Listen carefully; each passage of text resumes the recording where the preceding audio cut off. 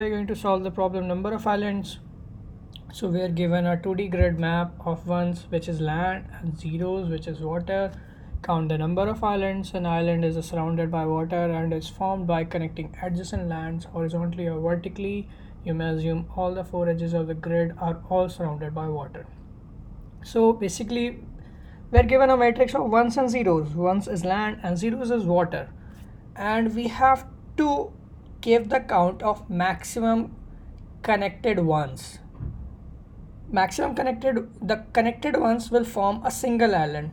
So all the ones like which are horizontal or vertical, like these are all vertically connected, these are all horizontally connected, so all these will form a single island. So the output is 1.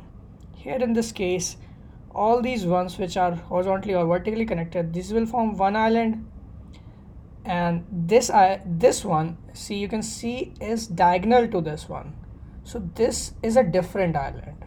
Now again, this is a different island and this is connected to this, so it is a single island.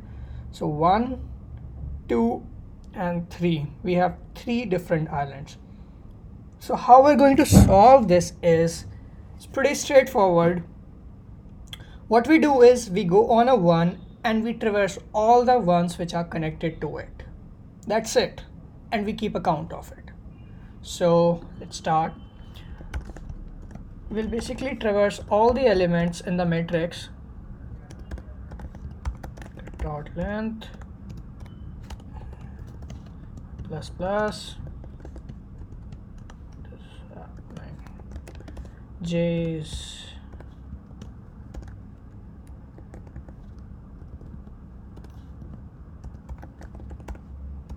j plus plus.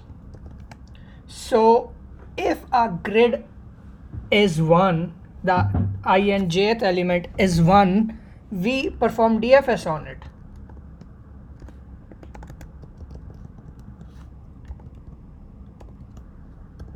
It's 1, so we'll just perform DFS on it. So what our DFS will do is it will basically just traverse all the connected elements.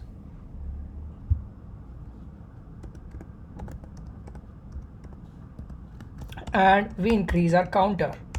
Count is number of islands we have. Initially it will be initialized to 0, and this count will give us the number of islands we have. As for BFS, let's talk about BFS. So we keep it a void type, and I'm sorry, DFS. We're doing DFS. We can also do BFS, but DFS is a little easier to implement. So we're gonna go with DFS here. We pass the index of row and column for it. So now while performing the DFS, suppose I go out of the matrix. That is, my row becomes -1. That is, I go outside from the upper side, or my j becomes -1 or negative, less than 0 basically.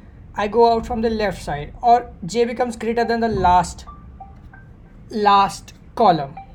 In that case also I'm going out. So in all those cases, all I have to do is return, because when I'm outside the grid I can't traverse anywhere else. So if I is less than 0, j is less than 0, or I is greater than or equal to grid dot length, or j is greater than or equal to grid 0, which is the first row and its length. So this is basically, this is our last column plus 1 index. So I've put equal to, or you can make it, rather keep it that way only. So what we'll do, and one more condition, if our element I and jth element is a 0, in that case also, if we're in water, we can't go anywhere else. We just have to return from it. So I return from it. This is all the conditions we have to take care of. If all these conditions are false, that means we're on a 1. So from 1 we just, for every 1 we have to do only two things. We have to traverse all its neighbor. Other than that, we have, this is really important guys, what we have to do is we'll just flip this 1 to a 0. And why I did that? The reason is simple. I do not want to traverse an element I have already traversed. I need some way of keeping track for it. Either I could have, for that I could have created a different matrix called visited, and I could have set the value for that ij to be true. That way I'd know I have traversed the same element again. It's easier to just sync the element. By syncing I mean I just flip the 1 to 0. That way, if I've traversed this one and I've performed DFS on this island, then all these will be flipped to 0. I will not traverse them again. Like here, if I come on this one and I'll in single traversal, I'll flip all these 4 ones to 0. Same for this, same for this. So in the end, I'll just have a matrix of whole zeros, and that way I'll be easily able to keep track of all the elements I've visited. So what I do is just I flip this element to 0 and I just traverse in all 4 directions. That's it. So DFS, I traverse in the upward direction,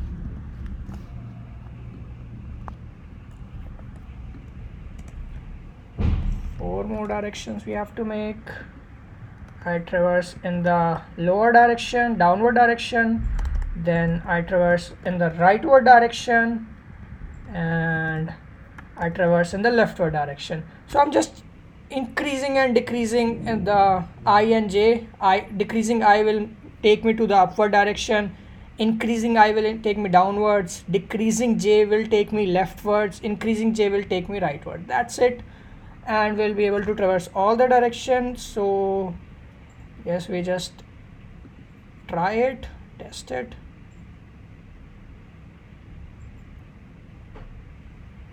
Let's try submitting it. So awesome, this works guys.